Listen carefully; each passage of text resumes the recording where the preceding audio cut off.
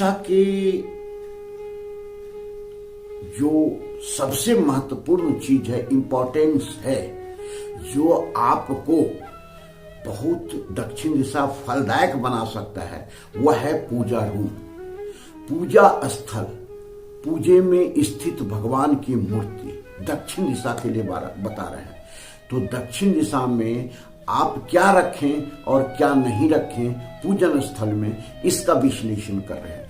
पूजन स्थल 45 डिग्री पर आएगा, यह ईशान कोण में आएगा, जो सभी जगह सभी दिशाओं में आता है, यहां पर भी वही रहेगा।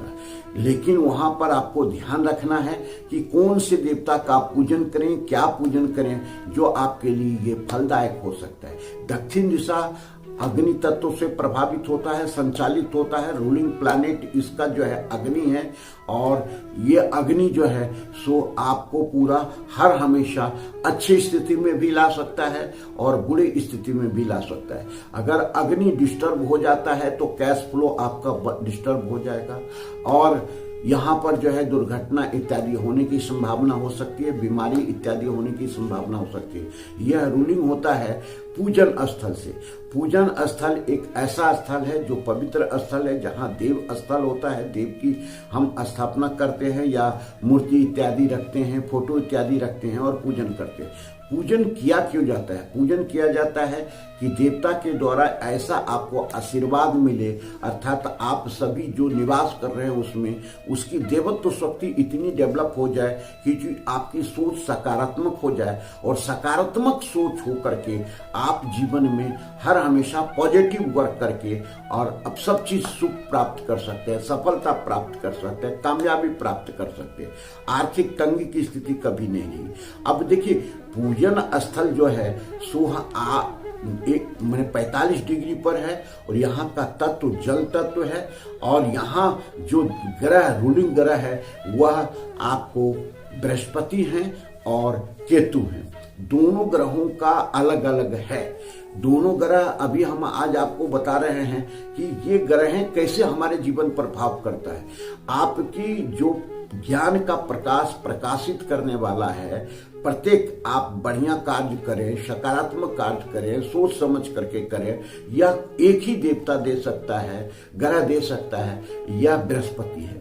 अगर आप बृहस्पति को डिस्टर्ब नहीं करते हैं, वहां किसी प्रकार का कोई दोष नहीं उत्पन्न होने देते हैं, अर्थात ईशान कोण में पूजन स्थल के अलावे आप किसी प्रकार का दोष उत्पन्न कर सकते हैं वास्तु में, तो ये आपका दक्षिण मुखी मकान आपके लिए उतना अच्छा नहीं रह सकता है।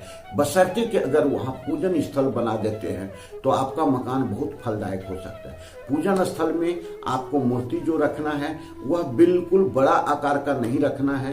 11 अंगुल तक आप रख सकते हैं। एक जो है सो इतना बड़ा ये रख सकते हैं। सर्वश्रेष्ठ यही है कि मूर्ति अगर रखना हो तो एक अंगूठे के बराबर का हम रखते हैं, लेकिन फिर भी अगर रख सकते हैं तो बहुत बड़ा मूर्ति नहीं रख सकते, फोटो इत्यादि रख सकते हैं। अब वहां पर जो आपको देवता का या देवी को रखना है वह उसके बारे में बता रहे हैं, क्योंकि अग्नि तत्व को कंट्रोल करने वाला जो ग्रह है, जो देवता है, वो हनुमान जी है। तो वहां पर एक हनुमान यंत्र का या मंगल यंत्र की स्थापना पूजन स्थल में अवश्य करें, और वहां नित्य धूप दीप आरती करें और कामना उनसे करें जो यूनिवर्स में आप संदेश दे कि हम दक्षिण मुखी मकान में हैं, बहुत अच्छे दिशा के मकान में हैं, हमारा जीवन सुखमय हो, आनंदमय हो, और किसी प्रकार का कोई दिक्कत दुख तकलीफ नहीं आए, और हमारे जीवन में आर्थिक स्थिति भरपूर बना रहे और हम इसका सदुपयोग कर सके।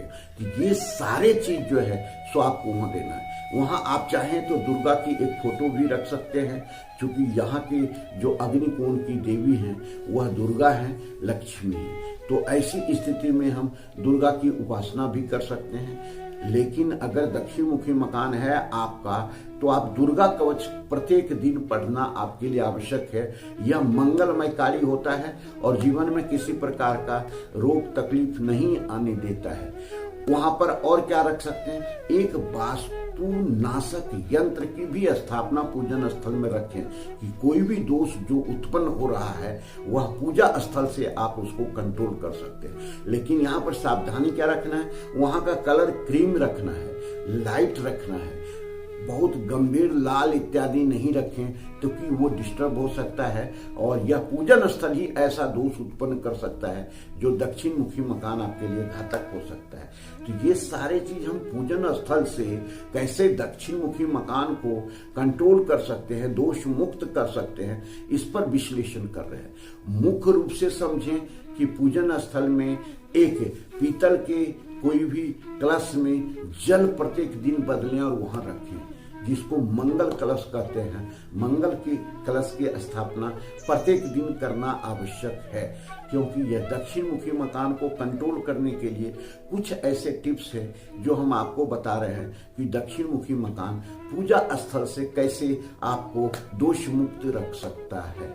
अब पूजन स्थल में जो सबसे बड़ी सावधानी रखना है कि वहां पर एक समय में, एक निश्चित समय में आप पूरे परिवार मिलकर के पूजन अवश्य करें।